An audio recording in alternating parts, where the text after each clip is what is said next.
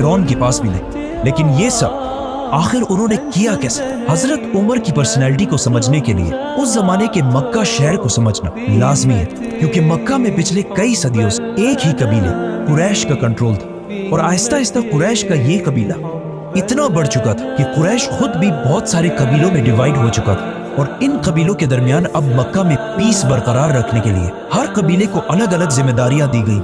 कुरैश के 3 सबसे ताकतवर कबीले थे, जिसमें रसूलुल्लाह सल्लल्लाहु अलैहि वसल्लम के कबीले बनु हाशिम के पास कुरैश की रिलीजियस पावर, क्योंकि मक्का काबा की वजह से अरब के रिलीजन का सेंटर था। और बनु हाशिम के लीडर्स थे अब्दुल मुत्तलिब और उनके बाद अबू तालिब। कुरैश का दूसरा ताकतवर कबीला था बनु उमैया। ये कबीला कुरैश में सिर्फ और सिर्फ एक चीज की वजह से मशहूर था, पैसा।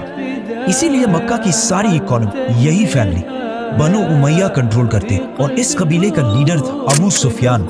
एंड लास्टली कुरैश का तीसरा पावरफुल कबीला बनु मखजूम था, जो मक्का में वॉरियर्स की फैमिली थी। इसीलिए मक्का में हर वॉर, जंग की प्लानिंग यही फैमिली किया करती और सबसे ज्यादा हथियार भी इसी फैमिली के पास होते थे। और बनु मखजूम का लीडर सबसे पावरफुल लीडर्स में से होता था, जिनमें से एक को अबू जहल के नाम से जाना जाता है। लेकिन हजरत उमर रज़ियल्लाहु अन्हु का ताल्लुक इन तीनों कबीलों में से एक के साथ भी नहीं था।